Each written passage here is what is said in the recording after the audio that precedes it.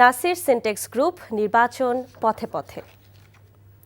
বরিশাল ৫ ও ৬ সংসদীয় আসনে জিততে মরিয়া ইসলামী আন্দোলনের নায়েবে আমির ফয়জুল করিম আওয়ামী লীগ সমর্থক ও হিন্দু ভোটারদের কাছে টানতে নানামুখী তৎপরতার অভিযোগ প্রতিদ্বন্দ্বী প্রার্থীদের। বিপরীতে অগাস্টের পর রাজনৈতিক সমীকরণে বিএনপি প্রার্থীর সামনে নবীন জামাত প্রার্থী প্রতিদ্বন্দ্বিতায় আছেন। ভোটারদের অনেকেই বলছেন আগের দুর্নীতি, চাঁদাবাজ ও সন্ত্রাসের বিপক্ষে অবস্থান দেখে সৎ প্রার্থীকে তারা ভোট দেবেন। রাজু আহমেদ রুবেলের ক্যামেরায় নিয়ামুল আজিজ সাদেকের রিপোর্ট। দুর্নীতি মুক্ত ভোট দেবো, ভালো লোকের দেবো, যে যা চালাইতে পারবো।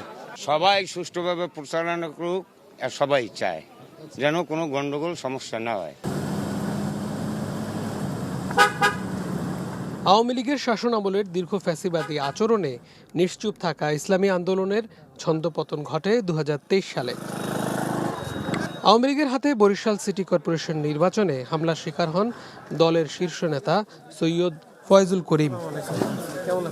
দলটির সঙ্গে সুসম্পর্ক শেষ হলে এবারের জাতীয় নির্বাচনে জামায়াতের সঙ্গে আসন সমঝোতা না হওয়ায় বিচ্ছেদের পথে হাঁটে দলটি। একাই বরিশালের ২টি আসনে লড়ছেন ফয়জুল করিম হাত পাখা নিয়ে।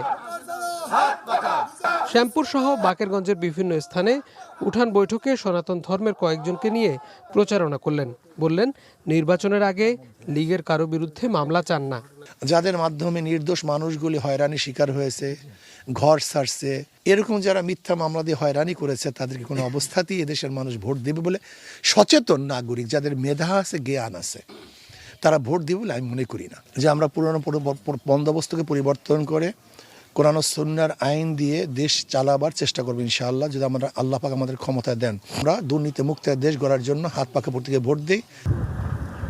বরিশালের শেষ প্রান্তের জেলা বাকেরগঞ্জ উপজেলায় নদীকেন্দ্রিক বাণিজ্য আর যোগাযোগে সমৃদ্ধ। স্থানীয় শস্য আর আশপাশের গ্রামে নৌযান অন্যতম প্রধান বাহন। বাকেরগঞ্জের সবচেয়ে বড় বাজারে ভোর থেকেই ভোটারদের কাছে যাচ্ছেন প্রার্থীরা।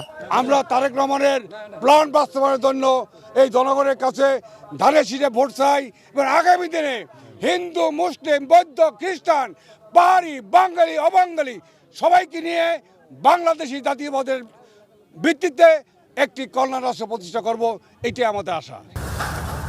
পাশের পালগ্রামেও মাটির তৈজসপত্র তৈরি করে অনেক পরিবার। সেখানের মানুষ বলছেন, এবার পরিবর্তন চান তারা।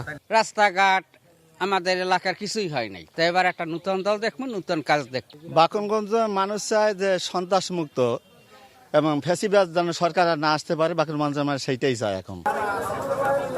এবার শুধু উন্নয়নের আশ্বাসে ভুলতে চান না গ্রামবাসী। সৎ, যোগ্য প্রার্থীর পক্ষে আওয়াজ তুলতে চান তারা।